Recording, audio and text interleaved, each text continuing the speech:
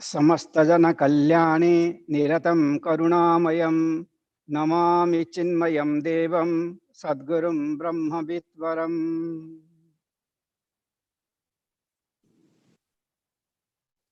Hari Om.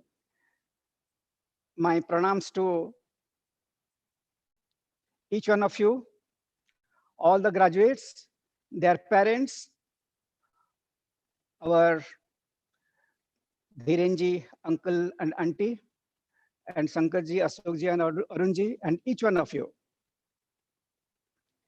And to all our Balvihar and Balvihar teachers. Millions of children that are graduating, but there is something special here. Like when we take a piece of paper and then we put a stamp, Reserve Bank puts a stamp, then that paper becomes very valuable. That's why all the children who are graduating from here have the stamp of Pujya Gurudev. It is not an ordinary thing. He was extremely wealthy, highly educated, very talented, but he sacrificed something. That sacrifice is not that much in terms of material things, sacrifice in terms of his all the lower tendencies. And for that purpose, he worked very sincerely and devotedly under Swami Tapunji Maharaj, under Swami Sivananji Maharaj, and this mission is built. So you are something special. And I bow down to each one of you. You are not ordinary children who are just graduating something from somewhere. Graduation means shifting to a higher level of thinking from the ordinary way of thinking, worldly way of thinking. Graduation, that means you have graduated, some higher way of thinking. When you gain knowledge, the first sign of knowledge that is that our actions will not be guided by our usual way of thinking. It will be guided by the newer way of thinking, and which you have gained here. All our Balvihar teachers, of course, all parents, they have brought you here, and all our teachers, they have worked very sincerely with all their heart and soul. They have taught you something. It may be look silly, some story of Ganeshji, some stories from Ramayana, some slokas from Bhagavad Gita. It may look like it has what is not a big deal, but they have given for them, it was a big thing. Every Sunday they will come here, they will keep everything, all the housework and everything aside, and they have come here and they have taught from KG till the 12th grade. And surely it is not just for spending time and have fun. No, there is a higher purpose. That higher purpose is that how our children will develop a higher level of thinking.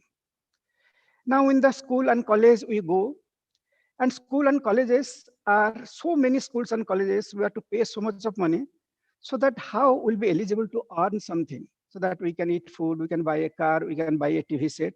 That's all. All the big universities or small universities, they are preparing children just to earn, just to earn, just to earn, and then enjoy. That's all. Just to satisfy the urges of this body. There is nothing higher in that one. There is nothing new. Even after studying, getting very high grades, our life doesn't change. Misery starts.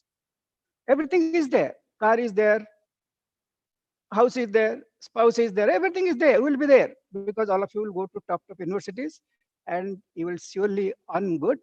And these things, worldly things, are not a problem for you at all. You'll get. But at the same time, to lead a happy life, we need blessings. Material things can only stay outside. They cannot enter inside and enhance our life. They cannot complete us.